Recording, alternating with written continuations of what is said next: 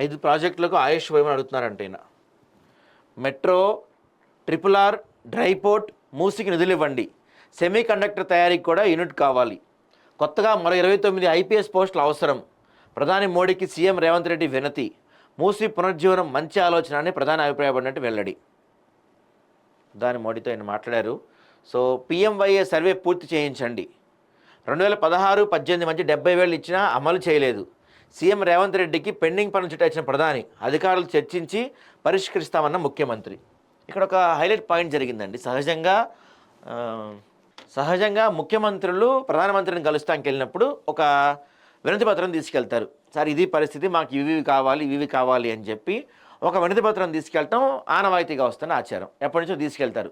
అయితే ఇక్కడ మాత్రం ఈసారి ముఖ్యమంత్రికి ఈయన వినతి పత్రం ఇవ్వబోతే మోడీయే తిరిగి చేతిలో పేపర్ పెట్టి మీకు అవన్నీ ఇచ్చాం కదా ఏమని అని అడిగారంట.